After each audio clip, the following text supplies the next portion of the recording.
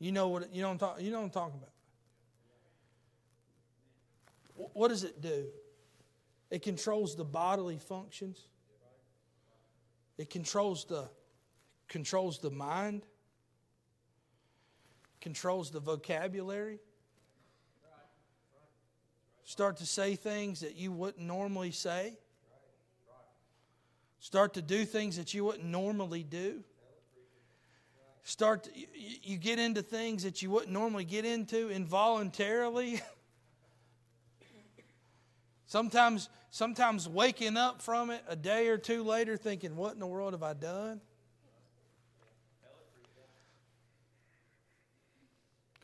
That's why the comparison is there. That's why these two are put into the same verse together. He's giving you an image. He's giving you an example. He's giving you something to look at to say, when you see someone that is Spirit-filled, you see someone that is filled with the Spirit of God, look, it's different than just the normal activity. Somebody that's filled with the Spirit of God, their vocabulary changes, their mindset changes, their actions change to something that is controlling them other than them controlling themselves. So when you think about somebody that's filled with the Spirit of God, I want to talk about somebody that's not operating in how they would want to normally operate themselves. See, our flesh doesn't want to be faithful. Our flesh doesn't want to be kind. With me?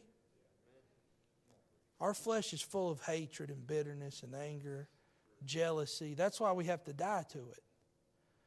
That's why it has to be crucified. That's why all that stuff has to be purged out of us. Why? Because it's in our nature to be hateful. It's in our nature to be mean. It's in our nature to not have joy, to not have peace, to not have happiness. But someone who's operating in the Spirit of God, look, can be in a place of business, a place of entertainment, whatever the case may be, and they're not doing the things that they would normally be doing because they're being led by the Spirit of God. When you see somebody and you feel that urge, you feel that nudge to go witness to this person. How many of y'all ever, for example, how many of y'all ever been in a situation where it just didn't feel right? Something felt off. I have. Been in a situation where you've been in a place where it just didn't feel right. And you just told, something was saying, hey, you need to leave. You know what that is? It's not intuition. It's not mother's instinct. It's the Holy Spirit. The other day, I had to go up here to Public Shopping Center. There's a UPS right there. I was shipping. I pulled in, almost got hit as soon as I pulled in. Then I'm driving. I'm like, oh, that was close. I'm going down the lane. Somebody backs out, almost backs into the side of my car. I had to hit the horn. And I'm not kidding. This feeling just get out of here. just go. So I was like, I'll go to another one. And you say whatever you want to say, but I believe with all my heart in the sovereignty of God and the Spirit of God saying, sometimes it's look, you don't need to be here. And we've got to learn. Listen.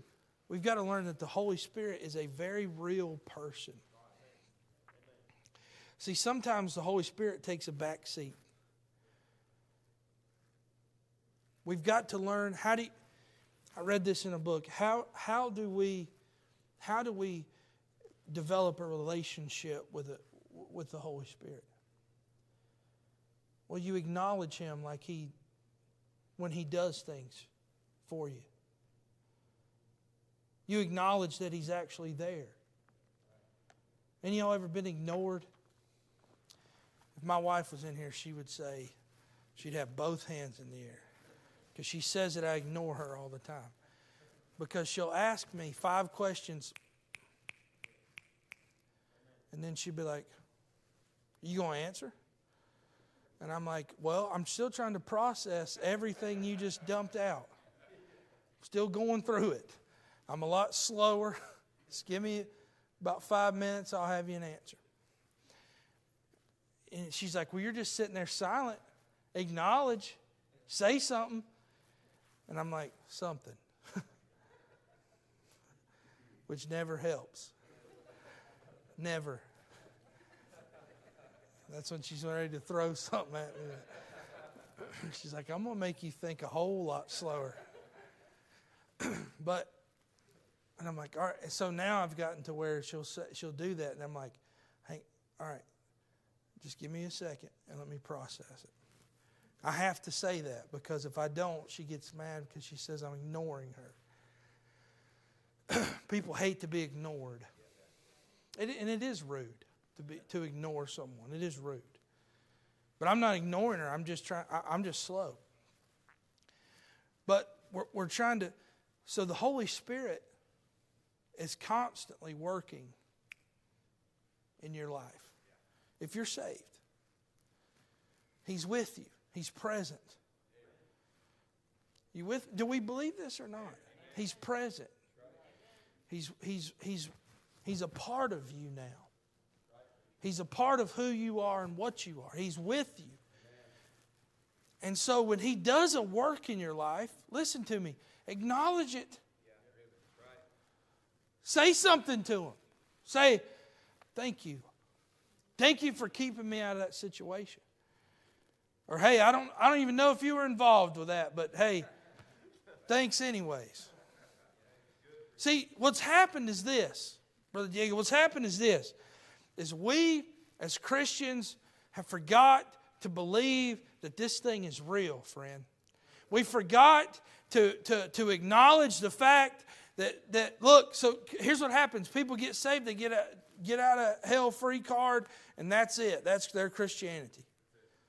Well, I don't have to die in my sin and go to hell. But the fact of the matter is, you still have a life to live. And Christ wants you to live it with Him, through Him, for Him. He wants to live life through you. He wants you to be walking daily in the Spirit of God, having a relationship with Him. Not just this empty religion, this religious, well, I read my Bible, I checked off the list, Sunday morning we was there, Wednesday night we was there, Sunday night. Look, it's more than that. He wants you to be fully, here's a word, surrendered. Surrender.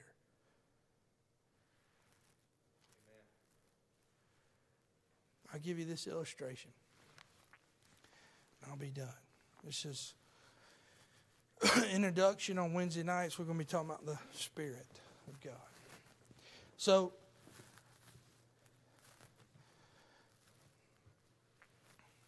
here's the... I was reading something today about the... was it Gulf War? The Gulf War. Iraq. We fought. We went to war with them for about 20 minutes. What is that? 1990 maybe. And they said that I was reading something today that said when those Iraqi soldiers decided to surrender, they did not come out of the foxholes and the bunkers and say, look, we're going to make a few changes. We won't shoot at y'all if you won't shoot at us. But it said when they came out of those foxholes and they came out of those bunkers and they were fully surrendered to the will of the American soldier.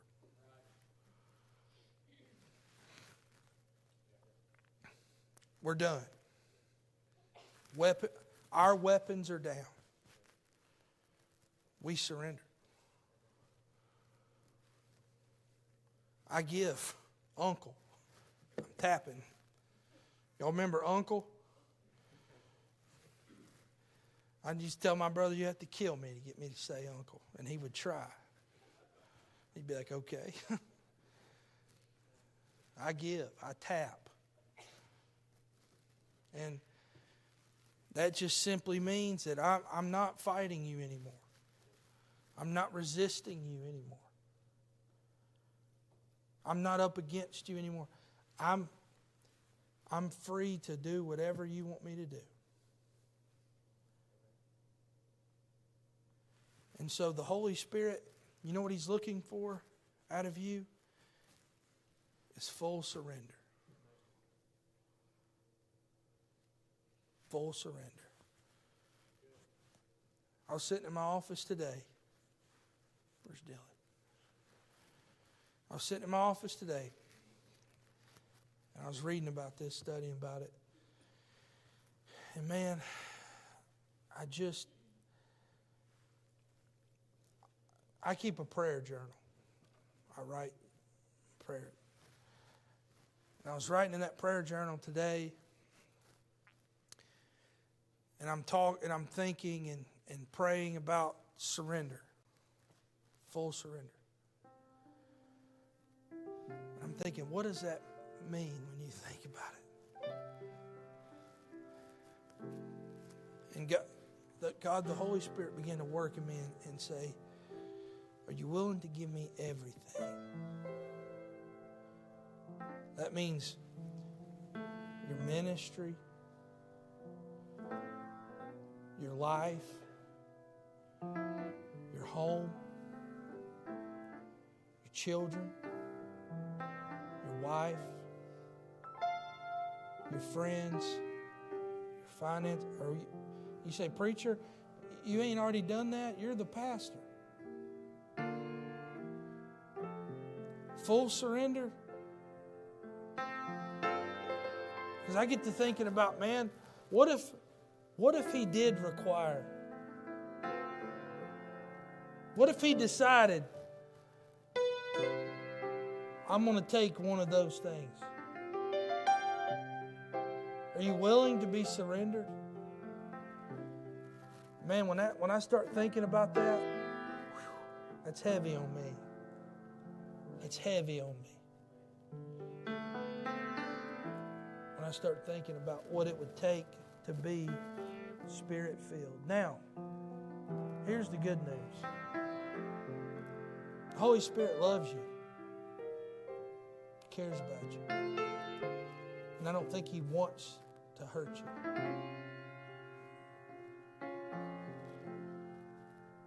But He just wants you to be willing and surrendered to His will, to do whatever it is He asks you to do. You know, you think about, He don't want to be just riding shotgun.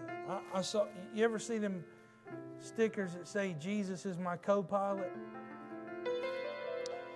He don't want to be co-nothing.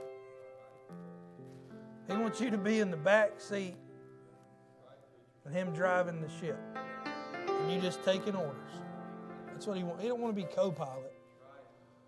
Yeah, I can see God over there and you being like, all right, we're ready for takeoff. I need you to go check all the gears and make sure everything's ready to go. God, did you do your pre-check before we got this thing ready? He's not your co-pilot. He's calling the shots. He's the pilot. He's the air traffic control. He's the fuel. He's running this thing.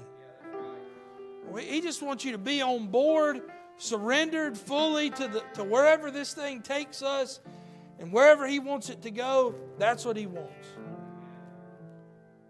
So I want you to be thinking next few days and weeks as we look into this stuff, am I surrendered fully to the Spirit of God to do whatever He asked me to do? Would I be willing to do whatever it is He asked me to do? Let's all stand tonight. We're going to pray. Altars are open tonight. If you'd like to come, maybe ask yourself that question. Am I fully surrendered to the perfect will of God? Am I being led by the Spirit? Am I filled?